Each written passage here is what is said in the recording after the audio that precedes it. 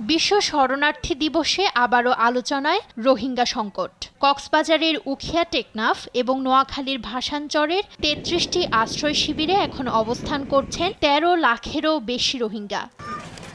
২০১৭ সালের ২৫ আগস্ট মিয়ানমারের রাখাইন রাজ্যে জাতিগত সহিংসতার জেরে বাংলাদেশে পালিয়ে আসে ৭ লাখের বেশি রোহিঙ্গা। এর আগে বিভিন্ন সময়ে পালিয়ে আসা অবস্থানকারী রোহিঙ্গার সংখ্যা অন্তত ৪ লাখ।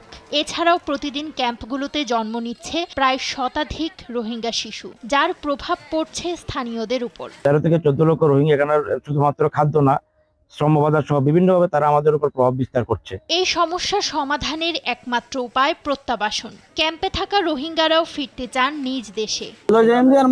বেশি খুশি আই ডাইরো সাড় দনো লইন্দা আর গো আর শুধু হুগদানি লইন্দে আজ ৮ বছর বাদ আরার লই যাবে হদিয়া না মারা তো খুশি যা আই রাতে গুন জানে বাদি দুনিয়ারে জানাইরে যে হনো সুরতে আরারে বর্মা সরকারের দিবা বলে আশা করি। তবে মিয়ানমারে আরাকান আর্মির উত্থান সহ নানা কারণ প্রত্যাবাসন প্রক্রিয়া জটিল ও অনিশ্চিত করে তুলছে। পাশাপাশি আন্তর্জাতিক সহায়তা কমে আসায় বাড়ছে দুশ্চিন্তা। প্রতিদিন ১০০ বাচ্চা মিনিমাম জন্মগ্রহণ করে, বছরে ৩০,০০০। শুধু resettlement is not a solution at all.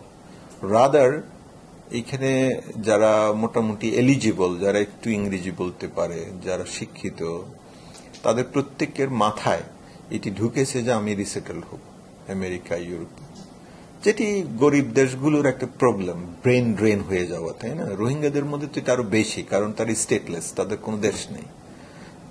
তো সেইখানে এটা ঘটবে, এটা ঘটছে, এবং definitely this process frustrates the repatriation process. স্থানীয় বাসিন্দা সহ সংশ্লিষ্ট সবার প্রত্যাশা শিগগিরই জটিলতা কাটিয়ে রোহিঙ্গাদের তাদের নিজ ভূমিতে ফিরিয়ে নিতে সহায়তা করবে বিশ্ব। নিউজ ডেস্ক, দেশ টিভি।